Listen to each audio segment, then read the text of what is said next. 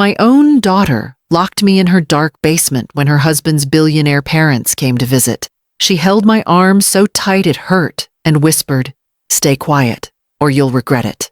I sat on the cold floor for hours, scared and confused, listening to voices upstairs while feeling more like a secret than a mother. My name is Helena Price, and I never thought the child I raised alone would treat me as something to hide. My daughter, Lydia, was always desperate to look perfect in front of rich people, and her husband, Grant, came from a family with more money than I could ever imagine. His parents, Olivia and Charles Hartwell, had built an empire, and Lydia wanted them to see her as someone important. But the day they came to visit, something inside my daughter snapped. When Olivia heard strange noises coming from the basement and walked toward the door, I tried to warn her. I tried to tell her not to open it.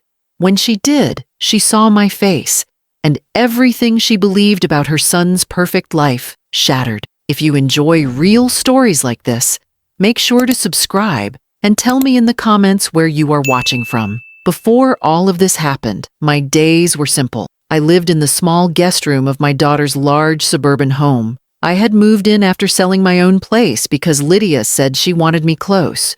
She said she needed help with organizing, cooking, and keeping the house calm when guests came over. I believed her. As a mother, you want to feel needed, even when your children are grown. My husband passed away when Lydia was 8, so I raised her alone. I worked at an elementary school as a secretary and spent every evening helping her with homework, brushing her hair, and telling her she was strong. But Lydia always feared being judged. She never felt good enough, and as she grew older, that fear twisted into something sharper. When she met Grant Hartwell, she changed fast. Grant came from a powerful family, and Lydia wanted to fit into that world at any cost. She practiced her smile in the mirror, corrected the way she spoke, and bought clothes she could not afford just to look like she belonged beside him. She loved Grant, but she loved the image of his family even more. Grant himself was kind, but quiet. He avoided conflict, especially with Lydia, who had a way of shutting down any disagreement with a glare. When I moved into their home, Grant welcomed me politely, but Lydia made the rules. She wanted the house perfect, her appearance perfect, and her life perfect. Any sign that she came from a modest background felt like a threat to her. I noticed the change the first time she snapped at me for leaving a mug in the sink. She said, "Mom, if you can't keep up, maybe you should stay in your room more?" I tried to shrug it off, but the words stuck with me. My younger brother, Sam, warned me one afternoon, saying, "Helena, she cares too much about how she looks to other people. Don't let her push you around." I smiled and told him everything would be fine, because that is what mothers do. We hope. Then one day, Lydia came home with wide eyes and trembling hands. She said, "Grant's parents are coming this weekend. They want to see the house. They want to meet the family." I congratulated her and asked what I could do to help. She paused, studying my face the way someone studies a stain on a shirt. Then she sighed and said, "Just stay quiet when they're here, please." I thought she meant staying out of the way. I never imagined she meant something far worse. As the visit approached, Lydia became tense. She barked orders about cleaning, rearranged furniture, and practiced introductions. She kept repeating that Olivia and Charles were important, that they expected class, that they wanted their son to have a spotless image. I reminded her gently that I was part of her family too. She ignored me. The morning of their visit, Lydia walked into my room holding a tray of folded towels as if she were doing me a favor. She set them down, leaned close, and said in a cold, steady voice, "Mom, today is not about you. Do not embarrass me." I simply asked why she was so worried. She stepped back, looked at me like she was judging every part of my appearance, and said, "Because they can't know where I come from." Those words stung deeper than any insult. I was the one who raised her. I was the one who worked myself to exhaustion so she could have a better life. And now she wanted to erase me to fit into a world she barely understood. That was the last calm moment before everything spiraled. The morning the Hartwells arrived began like any other, but there was a strange tension in the air that made my stomach twist. I woke early to make breakfast, hoping it might ease Lydia's nerves. Yet the moment she came downstairs and saw me in the kitchen, her face tightened with irritation. She walked straight to me, pulled the pan from my hand, and said sharply, "You can't be out when they get here. Go upstairs and stay in your room until I say otherwise." Her tone cut deeper than her words, and I stood frozen for a moment, trying to understand how my own daughter could look at me with so much embarrassment. I reminded her softly, "Lydia, I'm your mother. I don't want to be in the way, but I don't want to hide either." She slammed the pan on the counter, leaned in, and hissed, "If they see you, they'll think I'm from nothing. They cannot know how I grew up. Do you understand?" Before I could reply, the doorbell rang. Lydia's face went pale. Without warning, she grabbed my wrist, dragged me toward the basement, and opened the door with a shaking hand. "Get inside," she whispered. I pulled my arm back and said firmly, "I won't sit in a basement like I'm something you need to hide." That only made her grip harder. Her eyes filled with panic, not because she cared about me, but because she feared losing her carefully built image. She shoved me toward the steps and said one last thing before pushing the door closed. "Stay quiet, or you'll regret it." The lock clicked, and darkness swallowed me. I stood still for a long moment, stunned. I could hear voices upstairs greeting each other, cheerful and polite, while I sat on the cold concrete floor beneath them, like a stranger in my own daughter's home. At first, I tried to convince myself this was temporary, that Lydia would come back once the introductions were over. I knocked gently on the door, whispering her name, but no one answered. I sat on the bottom step, listening to the muffled sounds of plates clinking, chairs sliding, and polite conversation drifting down through the cracks. Every sound reminded me that Lydia felt I ruined her chances of being seen as worthy. I thought about all the years I worked double shifts to buy her school supplies, the nights I stayed awake comforting her when she had nightmares, and the pride I felt when she graduated college. Those memories hurt now, twisted by the reality that she saw me not as her mother, but as something she had outgrown and needed to bury. Hours passed. My legs stiffened, and my back ached from sitting on the cold floor, but my mind refused to calm. I tried to stay quiet just as she demanded, but my breathing grew uneven as anxiety wrapped around me. At one point, I heard Olivia's warm, confident voice say, "Lydia, did someone else come today? I thought I heard something from downstairs." Lydia laughed in a high, nervous tone and said, "Oh, that's just the boiler. The house is old." Olivia hesitated, clearly unsure. I clutched my knees tighter and tried to stay still, but the basement was filled with things Lydia had shoved down here over the years. A metal storage rack rattled when I shifted slightly, causing a soft clang that echoed louder than I expected. I froze. Above me, footsteps stopped suddenly. Olivia spoke again, more quietly this time. "There it is again. Lydia, I'm going to check." Lydia protested quickly, her voice tight. "No, please don't. It's nothing." But Olivia's tone changed from polite to concerned. "It didn't sound like nothing. I'm going to take a look." I heard her heels moving toward the stairs, slow and cautious.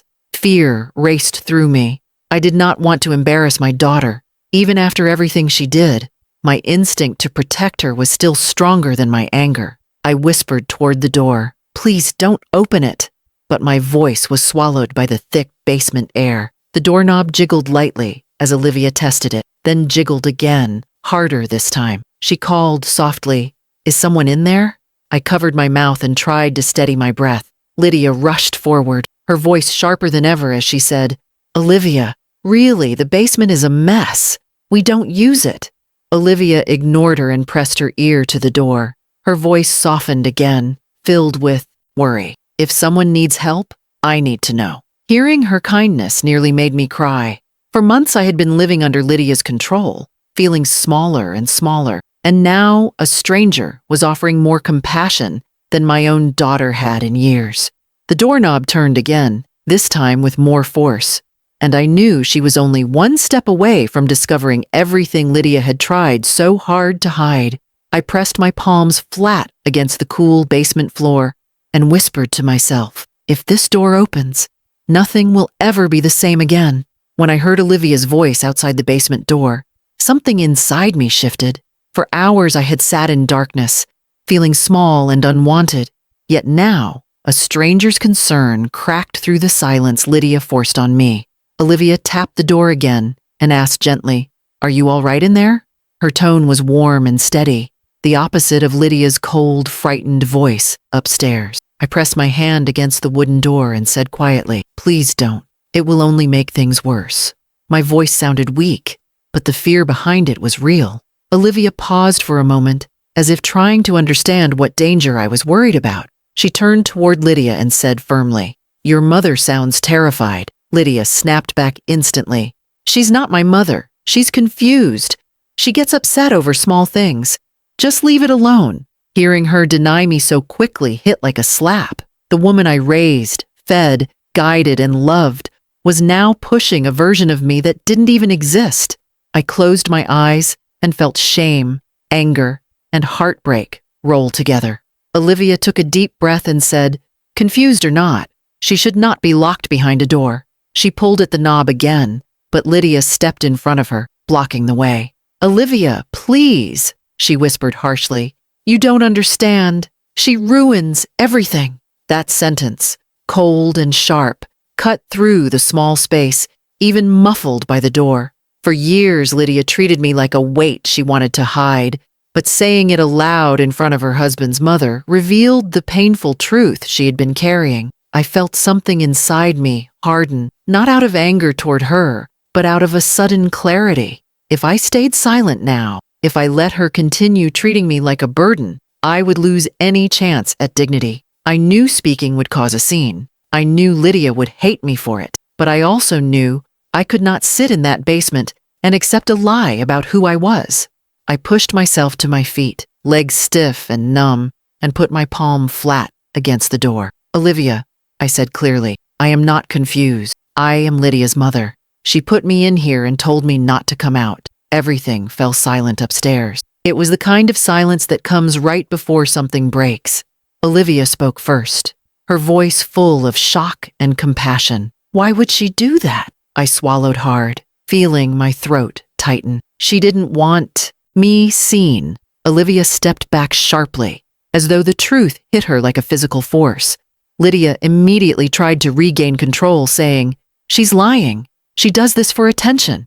That lie sparked something in me. I had stayed quiet for so long to keep peace, but now peace felt like a trap, designed to protect her pride at the cost of my humanity. I raised my voice, steady and clear. "Lydia, enough. Stop lying." I heard Grant's footsteps approaching quickly, his voice uncertain as he asked, "What's going on?" Olivia turned toward him and said, "Your mother-in-law is locked in the basement." Grant's breath caught, and he said Lydia's name in a tone I had never heard before, a mix of disappointment and disbelief. Lydia stammered, trying to twist the story, but her words shook. Charles, who had been quiet until now, stepped forward with authority. "Grant, open the door." His deep voice carried the kind of command that left no room for argument. The lock clicked from the outside, and the door opened slowly, letting in a beam of warm light that felt almost blinding after hours of darkness. I stood there, clinging to the railing, my clothes wrinkled, my hair tangled, my face pale from stress. Olivia's eyes softened with immediate understanding when she saw me. She reached out a steady hand and said, "Come here." Her kindness nearly brought me to my knees. I stepped into the light and felt air rush into my lungs in a way I hadn't felt in months. Grant stared at me as if seeing me for the first time, and Lydia looked frozen with fear, knowing her world was beginning to crumble. Olivia guided me up the last step, her hand gentle on my back, as she said, "No mother should ever be treated like this." Charles nodded in agreement, his jaw tight with disapproval. That moment became the turning point, the instant where my voice finally mattered, and the truth rose higher than Lydia's fear. I looked around at all of them, breathing deeply, and thought, I am done hiding for someone who is ashamed of me. I didn't know what the next moments would bring, but I knew one thing with absolute certainty. The person who walked out of that basement was no longer the same frightened woman who had been pushed inside hours earlier. I had found my courage again, and I was ready for whatever came next. The moment I stepped fully out of the basement and stood in the hallway, everything inside the house felt charged with tension, as if the walls themselves were holding their breath. Grant stared at me with wide, stunned eyes, and for the first time, I saw genuine worry on his face, not the distant politeness he usually showed. Lydia's expression shifted fast as she tried to recover control, her voice rising in panic as she said, "Mom, why would you do this? You're confusing everyone. You weren't locked down there. You must have misunderstood." Her voice shook with desperation, but no one believed her anymore. Olivia stepped between us, protective and firm, and said, "She didn't misunderstand anything." I heard fear in her voice before the door even opened. Lydia's face reddened, but she kept scrambling to rebuild the lie, insisting, "She has moments like this. She makes up stories." Charles raised his hand sharply to stop her. "Enough," he said, his voice deep and final. "She has bruises on her wrist from your grip." I looked down at my skin and realized he was right. There were red marks where Lydia had pulled me earlier. Olivia gently took my hand and examined my wrist with a mix of worry and rising anger. "You put her down there," she said quietly to Lydia. "You didn't want us to see her." Lydia's mouth opened, but no excuse came. Her silence spoke louder than anything she could say. Grant rubbed his forehead with a shaking hand and looked at his wife with disbelief. "Is this true? Did you lock your own mother in the basement?" Lydia pushed the blame away again. "I was protecting us. You know how important this visit is. I didn't want anything to distract from the impression we needed to make." Her voice cracked as she added, "I didn't think she'd be hurt." It felt strange hearing her speak about me as though I were an object that had simply misbehaved. For years, she hid her shame behind hard words and controlling behavior, but now that shame was exposed. Grant stepped closer to her and asked softly, "Why are you so afraid of them seeing her?" Lydia looked at me with eyes full of old bitterness and said, "Because she reminds me of everything I tried to escape. The small house, the cheap clothes, the life I hated." Hearing those words made my heart ache, not because of the insult, but because of the pain underneath it. I had worked hard to give her a life better than mine, and instead, she learned to despise the very things that shaped us. Olivia, who had remained calm until now, took a deep breath and said, "Lydia, pretending to be someone else never lasts. Hiding your mother is not the answer. Facing the truth is."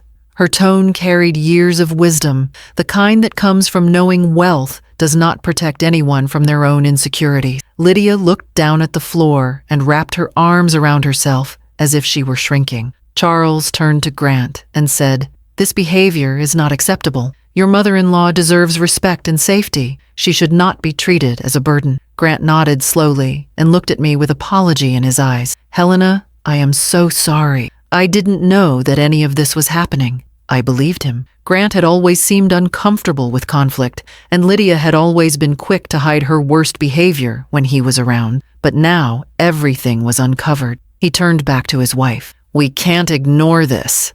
You crossed a line." Lydia's voice cracked as she replied, "I was scared. I wanted them to think I was enough." Her vulnerability showed for the first time, but it came too late to erase what she had done.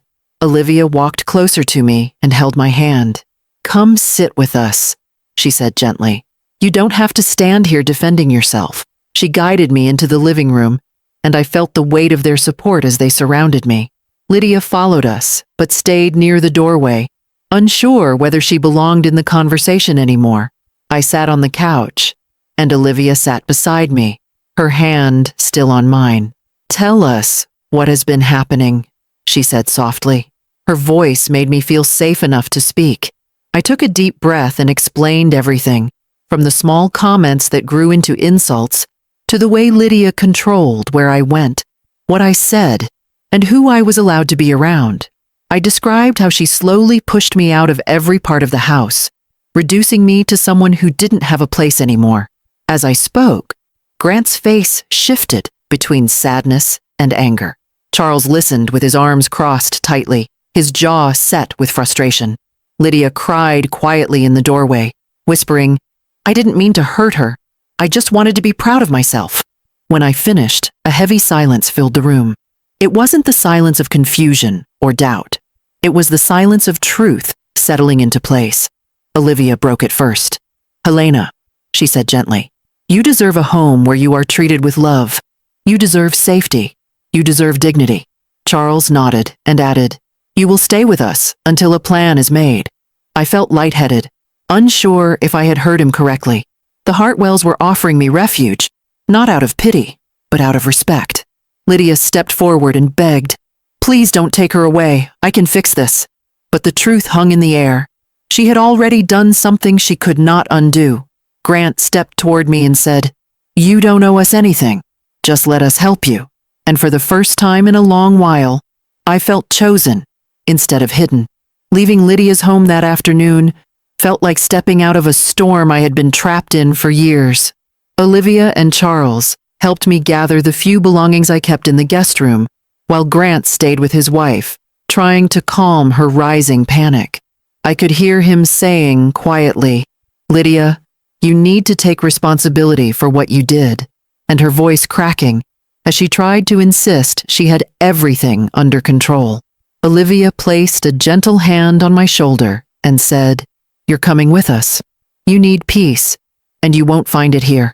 I followed her out to their car, feeling the weight of freedom and fear at the same time. I had spent so long believing I had to stay quiet to keep Lydia's world stable, but now I understood that silence had only fed her insecurity. As the car pulled away from the house, I looked back once, hoping she might appear at the window with regret, or even a desire to make things right. Instead, the curtains stayed still. The distance between us felt heavier than ever. When we arrived at the Hartwells' estate, I was taken aback by the size of it. The garden stretched wide with rows of trimmed hedges, and the house was elegant but warm, full of soft colors and natural light. Olivia guided me inside, helped me settle into a guest room, and brought me tea with honey. "You're safe here," she said, sitting beside me. "You've carried too much alone." Her kindness made my eyes blur with tears I tried hard to hold back. For days I stayed quiet, resting, sleeping more than I had in years, and letting the numbness fade. Every morning, Olivia checked on me, and every evening, Charles asked if I needed anything. They made no demands. They simply gave me space, something I had not experienced since moving into Lydia's home. Meanwhile, the situation inside their son's marriage grew tense. Grant visited one afternoon to give me an update. He sat across from me, looking tired. "She's refusing therapy," he said softly. "She keeps saying she didn't do anything wrong." I nodded, because part of me had expected that. Lydia had always pushed her fears inward until they turned into something sharp. "I hope she realizes what she's done," I said gently, "but I also hope she finds help." Grant looked surprised, as if he expected anger from me, not compassion. "You're a good person, Helena," he said. "You deserved better." I thanked him, though a knot remained in my chest. Mothers do not stop loving their children, even when they are hurt by them. A few weeks later, something unexpected happened. Olivia walked into the sunroom where I was reading and said, "Lydia asked to see you." My stomach tightened. I had imagined this moment many times, wondering if she would apologize or blame me again. Olivia added, "I told her she could come if she promised to be respectful." I agreed to see her, unsure of what emotions would rise when she walked in. When Lydia arrived, she looked smaller than I remembered. Her hair was messy, her eyes swollen, and her hands shook as she sat across from me. For a long moment, she didn't speak. Then she whispered, "Mom, I'm sorry." The words were quiet, not dramatic, not forced, and they carried real weight. She looked up at me, tears gathering in her eyes. "I was so afraid of being judged that I started judging you. I thought if they saw where I came from, they would see me as weak." Her voice cracked as she continued, "But hiding you made me weaker. I became someone I didn't even recognize." I listened without interrupting, letting her speak every truth she had buried. When she finished, I reached across the small table and took her hand. "Lydia," I said, "I never wanted to hold you back. I only wanted to be part of your life." She cried harder and pressed her forehead against our intertwined hands. "I don't deserve your forgiveness," she said. I shook my head gently. "Forgiveness isn't about deserving. It's about starting again. She nodded slowly, as if trying to accept a grace she did not expect. For the first time in many years, I felt the girl I raised flicker through the hardened shell she had built. But forgiveness did not mean returning to the same life. I told her calmly, "I'm not moving back in. I need space. You need space. We can rebuild, but it has to be healthy." Lydia wiped her eyes and nodded, understanding more than I expected. "I want to try," she said. "I want to be better." I believed she meant it, though I also knew change takes time. After she left, Olivia walked to my side and asked, "How do you feel?" I took a deep breath. "Lighter," I said, "and ready to build something new." In the months that followed, I stayed with the Hartwells until I found a small rental home nearby. They helped me furnish it, and Grant stopped by often to check in. Lydia started therapy, not because anyone forced her, but because she finally realized how much fear had controlled her decisions. She visited me every Sunday. Sometimes we cooked together, sometimes we talked about nothing important, and sometimes we just sat quietly, enjoying a peace we had never shared before. Healing came slowly, not in grand moments, but in steady, honest steps.